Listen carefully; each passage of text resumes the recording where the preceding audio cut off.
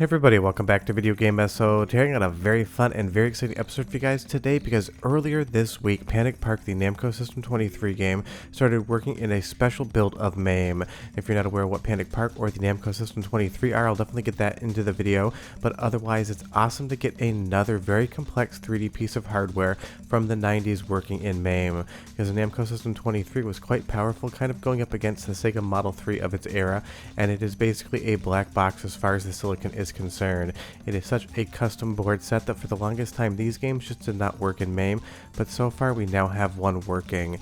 This board was definitely more popular for playing Time Crisis 2, but Panic Park is an absolute blast of a game. Kind of feels like an action-adventure platforming version of Point Blank, where that would be a light gun genre. Now right off the top, this emulation is not complete in any way, shape, or form. You will see some odd graphical effects here and there, but Panic Park is 100% playable, and this is all thanks to the work of Mog, who's been working on MAME emulation for a very long time. They decided that they wanted to get a little bit more going, and they were very curious about Panic Park in the System 23. They decided to actually start working on it a little bit more, and now you will see that Panic Park is playable within this version of MAME, and that is no small feat. This was very specialized hardware on the likes of Sega Model 3 or Konami Viper when it came to chip complexity and density.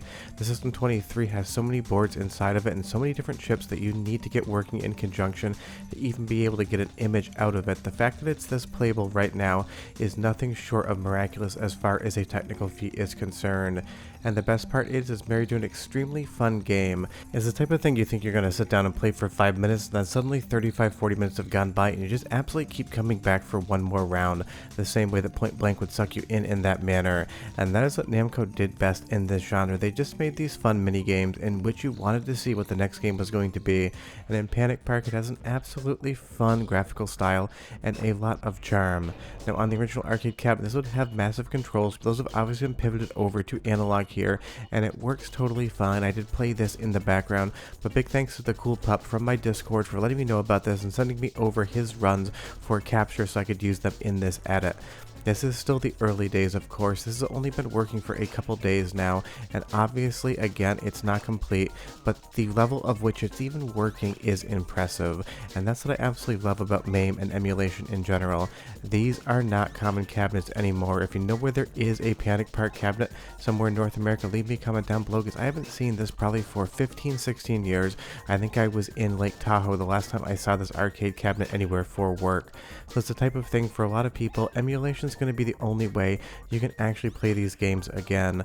Although surprisingly, System 23 boards aren't the most expensive thing to purchase if you can find them, and that is just because they can be a little bit delicate, and actually getting them set up with controls to run is not an easy task whatsoever. They're not the type of things that you want to use a super gun on. It is always a custom setup, and it is not easy. Take it from me, I do this stuff all the time, and I even wouldn't really want to have to deal with a System 23 board. But I'm impressed at just how good the emulation really is. Most of the graphics are working, all the polygonal content is here, the textures look good.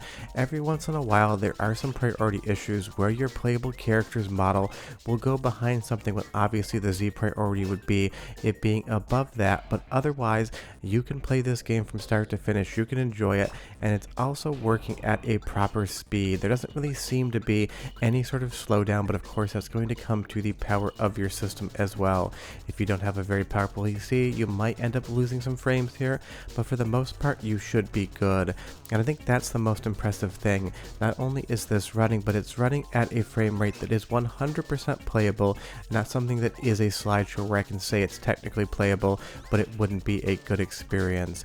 And as we go through this final round right here, trying to fall down what seems like an electrified Plinko board from The Price is Right, again, this is just a fun time, and it's made all the more fun that somebody wants to go out there and preserve this for other people to enjoy, because I'm sure this is nobody's favorite arcade game of all time, but it might be somebody's memory of playing this and they always wanted to check it out again, but just weren't able to. And also the sound emulation is extremely good here as well. Listen for 45 seconds and I'll come back and show you more game and tell you more stories.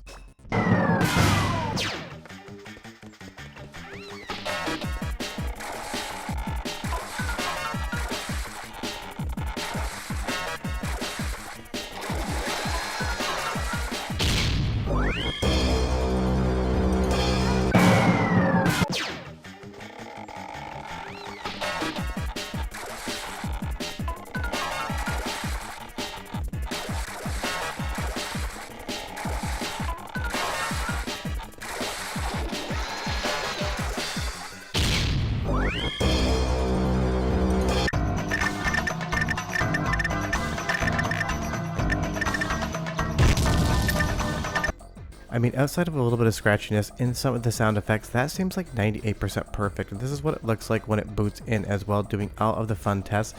And I love that Namco decided to use Pac-Man eating dots to show a progress bar.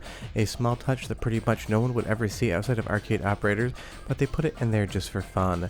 And you will see in the attract mode here, a lot of times this is where you see a lot of the issues with that Z priority, where the models are just going to drop into the actual play field. But I'm sure that's something that can be fixed up, and I know from what I've heard, MOG is planning on continuing the emulation on this, and hopefully that leads to other System 23 games working within MAME. I'm pretty sure Time Crisis 2 would be everyone's favorite on that, because even though the PlayStation 2 port is an awesome version, it basically is a remake graphically of the arcade original, and I much prefer the original arcade graphics. So knowing that System 23 is being worked on actively is going to be great, and I can't wait to see what else comes down the line, because there are still a lot of arcade boards in 3D, especially from the 90s, that do not emulate, that are quite rare. Namco and Konami probably leading the charge on that. So to be able to know that these things are being worked on preservation wise is awesome, because it means that more people are going to be able to enjoy these in the future, and these games will never technically be lost. Even if Panic Park doesn't get any better than this, people understand what the game was supposed to be. They'll be able to play it and for the most part enjoy it, and that is why emulation is so important. It's not just so you can play games when you want to play them, it's so you can play games in the first place. Because for every single successful arcade game back in the day, you're still going to see a lot of House of the Dead arcade cabinets on the floor. Stuff like Panic Park can and will go extinct in actual cabinets, so it's kind of down to emulation to preserve it for most of us, because not everyone's like me, nor should they be. I've got closets full of arcade boards, and trust me, keeping them running and actually hooking them up can sometimes feel like a full-time job. I'd love to do it and talk about it, but honestly, if I didn't have to buy a System 23 board to play Panic Park and I could just do it perfectly on MAME, that would be the way I would choose to play it as well. And this, again, just looks great. I love those gigantic baby chicks running down there. Those look near to perfect. It actually seems to be more in some of the 2D elements and the actual textures on polygons that have an issue than the 3D side of the hardware, because there was full 2D and 3D custom hardware on these boards back in the day, and it was very complex, and in a lot of instances kind of felt like it was just barely functioning even when you had the original board in front of you. So many of these complex 3D board sets kind of feel like they're held together with duct tape and dreams, and System 23 definitely is one of those in my opinion. The good thing is, for the most part, people can get a chance to experience real System 23 hardware, and that is the fact that Time Crisis 2 is on the board, and those are still cabinets I see here and there basically everywhere I ever go to an arcade. It's like a 50-50 coin flip toss if there's going to be a Time Crisis 2 arcade cabinet in there, so if you do want to experience what System 23 was like when it was actually arcade hardware and not via emulation, just find yourself a Time Crisis 2 cabinet and you will know exactly what it looks like. But Panic Park is now playable in a custom version of MAME, and hopefully these fixes get merged into the main new update next time MAME gets one.